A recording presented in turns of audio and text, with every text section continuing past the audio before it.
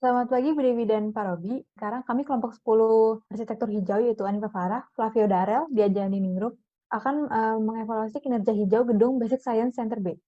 Pertama yaitu pendahuluan. Nah, latar belakangnya yaitu isu-isu untuk green building. Kemudian tujuannya untuk melakukan evaluasi yaitu untuk efisiensi dan konservasi, pengembangan tapak, penggunaan perangkat lunak, dan untuk menganalisis hasil evaluasi. Identifikasi bangunannya yaitu gedung Basic Science Center B yang terletak di bagian timur ITB. Selanjutnya yaitu analisis bangunan. Sistem analisis pertama itu green shift. Nah, green shift, untuk yang pertama itu bangunan hijau digunakan pada bangunan BSCB ini itu menggunakan sistem penilaian green shift existing building. Nah, untuk green shift sendiri itu terdiri dari 6 kategori besar dan yang dipakai untuk sistem penilaian kali ini yaitu ASD, yaitu Appropriate Site Development Next. Untuk detailnya bisa dilihat dari tabel yang tertera. Yang bisa disimpulkan terdapat 5 faktor dan 4-nya tidak terpenuhi dan 1 terpenuhi. Untuk yang kedua yaitu motor vehicle reduction, sama juga untuk dari 3 faktor 2 terpenuhi dan 1 tidak terpenuhi. Yang ketiga, site landscaping, bisa dilihat juga dari 4 faktor, 2 tidak terpenuhi dan 2 belum dapat dipastikan karena kurangnya informasi mengenai BSCB tersebut. Untuk yang keempat itu heat island effect, dapat dilihat ada 3 faktor, 1 tidak terpenuhi dan 2 belum dapat dipastikan. Untuk yang kelima, stormwater management, dua-duanya belum dapat dipastikan. Untuk yang faktor keenam itu site management, dari 2 faktor, 1 terpenuhi dan 1-nya belum dapat dipastikan karena kurang informasi. Dan yang terakhir, yang ketujuh, itu building neighborhood, terdapat 4 faktor dan 3-nya terpenuhi dan 1-nya tidak terpenuhi. Next. Untuk community accessibility itu banyak yang tidak terpenuhi karena kawasan ITB yang terbatas dalam memasukkan mobil kendaraan umum. Untuk yang kedua sama juga, kawasan ITB itu tidak bisa diakses oleh kendaraan pribadi secara bebas sehingga intensitas kendaraan di dalam kawasan ITB cukup rendah. Next. Yang ketiga, site landscaping.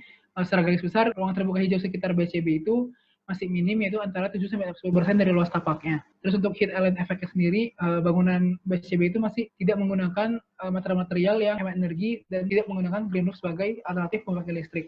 Untuk yang kelima, stormwater management. Stormwater management sendiri itu air hujan sudah dialirkan melalui drainase terbuka maupun tertutup yang terdapat di sekitar bangunan BSCB dan juga penggunaan grass block. Untuk site management sendiri, ruang terbuka hijau yang dipakai itu bisa menjadi habitat satwa non peliharaan. Untuk poin ketujuh yaitu building neighborhood, terdapat 3 aspek terpenuhi dikarenakan akses pedestrian baik berupa koridor maupun ruang publik yang bisa menghubungkan BSCB ini dengan bangun-bangun di sekitarnya. Lalu untuk analisis berikutnya menggunakan sunset diagram. Sunset diagram sendiri merupakan penggambaran dari pergerakan matahari di kubah langit. Dan ada komponen-komponennya seperti altitude, garis bulan, azimut, dan posisi matahari saat equinox. Penggunaan sunset ini bisa digunakan untuk menentukan orientasi terbaik sebagai respon dari posisi matahari. Kemudian dari posisi tersebut letak bukaan dapat ditentukan. Lalu dari shading device ini terdapat 3 jenis yaitu vertical shading device, horizontal shading device, dan ecrate. Lalu untuk fasad utara BSCB, ini dari ketiga fasad ini yang letaknya sudah bisa dilihat pada gambar, 1 menggunakan tipe ecrate yaitu pada paling kiri dan 2 menggunakan tipe horizontal shading device. Untuk tipe ecrate-nya sendiri, yang sebelah ini dia bisa menutup sepanjang hari, lalu yang di sini pada tanggal tertentu dia tidak bisa menutup sama sekali, dan yang di sini dia juga bisa menutup sepanjang hari. Kemudian untuk fasad timurnya, untuk di halaman ini menggunakan horizontal shading device, dan ketiganya bisa menutup matahari sepanjang hari dan sepanjang tahun. Lalu ini untuk fasad timur, ini ada yang menggunakan sistem ecrate sedikit pada lantai 1, dan di antara 2 ini ada 1 yang tidak bisa menutup sepanjang hari dan sepanjang tahun. Lalu pada jendela basement bisa menutup sepanjang hari dan sepanjang tahun. Lalu untuk fasad sebelah selatan, didominasi oleh fasad ecrate yang bisa menghalau sinar matahari sepanjang hari dan sepanjang tahun. Sedangkan untuk shading yang lainnya menggunakan sistem horizontal shading device yang salah satunya tidak bisa menghalau matahari mulai dari pukul 15.30 sampai matahari terbenam, yaitu yang tengah, pada posisi yang di situ. Lalu untuk fasad terakhir yaitu fasad barat, pada posisi yang sudah disebutkan, dia itu di posisi yang kiri mulai pukul 16 tidak bisa menutup matahari, tidak bisa menghalau sinar matahari sampai matahari terbenam. Sedangkan untuk posisi di pintu balkon bisa menghalau sinar matahari sepanjang hari dan sepanjang tahun. Lalu ini kemudian untuk bagian basement, jendela basementnya dia bisa menghalau sinar matahari yang tidak diinginkan sepanjang hari dan sepanjang tahun, sedangkan pada pintu balkon tidak bisa menghalau sinar matahari mulai pada pukul 14.30 sampai matahari terbenam. Kemudian selanjutnya menggunakan OTTV. OTTV atau Overall Thermal Transfer Value adalah ukuran perolehan panas eksternal yang ditransmisikan melalui satuan luas lubung bangunan atau watt per meter persegi. Berdasarkan SNI, salah satu kriteria bangunan hemat energi adalah memenuhi standar OTTV bernilai lebih kecil atau sama dengan 45 watt per meter persegi. Perhitungan OTTV dapat dihitung menggunakan rumus yang tertera pada bagian bawah slide. Kemudian ini perhitungannya untuk konduksi melalui dinding fasad utara didapatkan 2118 watt. Kemudian konduksi melalui bukaan fasad utara didapatkan 1173 watt. Dan radiasi melalui bukaan fasad utara didapatkan 6689 watt. Dilanjutkan pada fasad timur, konduksi melalui dinding didapatkan 1257 watt. Dan untuk konduksi melalui bukaan fasad timur didapatkan 293 watt. Sedangkan untuk radiasi melalui bukaan fasad timur didapatkan 2784 watt. Kemudian untuk fasad selatan, konduksi melalui dinding didapatkan 2496 watt. Nah, sedangkan konduksi melalui bukaan fasad selatan didapatkan 1194 watt. Dan radiasi melalui bukaan fasad selatan dapatkan 10.166 watt. Kemudian untuk konduksi melalui dinding fasad barat dapatkan 1.171 watt. Untuk konduksi melalui bukaan fasad barat didapatkan 248 watt. Dan untuk radiasi melalui bukaan fasad barat didapatkan 2.337 watt. Kemudian untuk summary-nya, untuk bagian utara, timur, selatan, barat berurutan yaitu 15,07, 10,28, 20,35, dan 10,15 watt per meter persegi. Nah, nilai tersebut itu kurang dari 45 watt per meter persegi sehingga memenuhi standar SNI. Kemudian untuk totalnya dari semua sisi itu dapatkan 14,52 watt per meter persegi yang juga kurang dari 45 watt per meter persegi dan juga kurang dari 30 watt per meter persegi sehingga termasuk kategori bintang 3 dalam sistem selubung bangunan. Selanjutnya yaitu mengenai sistem penilaian EDGE. Jadi EDGE itu merupakan singkatan dari Excellence in Design for Greater Efficiency dan merupakan sebuah sistem sertifikasi bangunan hijau yang dikembangkan oleh International Finance Corporation yang merupakan bagian dari World Bank. Nah, dari EDGE ini menyediakan software yang bisa digunakan dan secara bebas oleh semua orang untuk mensertifikasi bangunannya sendiri.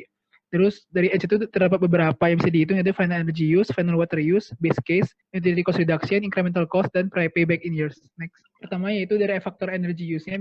Energi use totalnya itu sekitar 7.950 kilowatt hour dan energy saving sekitar 56,64 megawatt hour per tahun dengan savingnya 38,15%. Dari carbon emission sendiri terdapat 81,8 TCO2 per tahun dan untuk operational CO2 savings itu sekitar 50,47 TCO2 per tahun. Lanjut ke penggunaan airnya, final water uses untuk bangunan BSCB sendiri itu sekitar 961 meter kubik per bulan dengan water saving sekitar 1.330,5 meter kubik per tahun dan persentase 13,71%. Untuk embodied energy material dari tabel di samping bisa dilihat embodied energy material savings itu sekitar minus 833,60 gigajoule dengan savings minus 392,84 megajoule dan persentase min 7,63%. Lanjut ke cost, base utility cost-nya itu sekitar 28 juta rupiah per bulan. Untuk utility cost-nya sendiri yaitu sekitar 6 juta per bulan. Incremental cost-nya itu sekitar 625 juta per bulan dan payback in sekitar 7,67 tahun. Untuk kesimpulan dan sarannya dari Greenchip sendiri itu melalui sistem penilaian Greenchip dari aspek ASD itu bangunan BSCB itu memenuhi 7 poin dari 23 poin. Dengan demikian dapat disimpulkan bahwa bangunan BSCB itu belum memenuhi standar bangunan hijau menurut sistem penilaian Greenchip. Untuk kesimpulan dari sunpad diagram, terdapat dua tipe sunpad di sini, yaitu accurate dan horizontal shading device. Untuk tipe accurate, hampir semuanya mampu menghalau sinar matahari sepanjang hari dan sepanjang tahun, kecuali pada fasad timur. Untuk tipe horizontal shading device, 8 dari 12 mampu menghalau sinar matahari yang tidak diinginkan sepanjang hari dan sepanjang tahun. Sedangkan 4 sisanya bisa menghalau hanya pada waktu-waktu tertentu, namun shading tersebut itu terdapat pada area yang bukan merupakan area kegiatan utama seperti toilet dan entrance. Untuk kesimpulan pada OTTV-nya, OTTV yang didapatkan itu kurang dari 45 watt per meter persegi, sehingga memenuhi standar SNI, dan juga kurang dari 30 watt per meter persegi, sehingga masuk kategori bintang 3 dalam sistem selubung bangunan berdasarkan peraturan Wali Kota Bandung. Untuk kesimpulan dari EDGE sendiri, ini yang pertama total energi yang digunakan dari bangunan BSCB ini sekitar 7.650,8 kWh per bulan dengan penghematan energi 3,8,15%. Untuk emisi karbon yang dihasilkan yaitu 81,8 TCO2 per tahun dengan penghematan 54,47 TCO2 per tahun. Untuk penggunaan air BSCB itu sekitar 961 meter kubik per bulan dengan penghematan air 13,71%. Bangunan BSCB tidak hemat energi dalam penggunaan material sebanyak sekitar 833,6 gigajoule atau 7,63%. Untuk bangunan BSCB membutuhkan biaya utilitas dasar sebanyak 28 juta per bulan dengan penggunaan biaya utilitas sebanyak 6 juta per bulan. Lalu untuk pembelajaran yang bisa diambil berdasarkan analisis dari Sunpad, penerapan shading tipe Ecred tepat digunakan karena meningkatkan kenyamanan pengguna dengan menghalau sinar matahari yang tidak diinginkan pada area kegiatan utama. Lalu penerapan penghawaan alami di area koridor dan kelas dapat bekerja secara optimal sehingga lebih menghemat penggunaan energi untuk penghawaan buatan. Lalu untuk sarannya, berdasarkan penilaian Greenship, sebaiknya ruang terbuka hijau di sekitar bangunan BSCB bisa diperbanyak dan diperluas sehingga bisa mencapai aspek ASD yang diinginkan. Dan berdasarkan analisis yang menggunakan HF, sebaiknya material dari bangunan BSCB menggunakan material yang lebih hemat dalam penggunaan energi. Selain itu, penggunaan air pada bangunan bisa dioptimalkan dengan cara menerapkan sistem rainwater harvesting, pengelolaan grey water, dan black water. Sekian dari kami, selamat pagi dan terima kasih.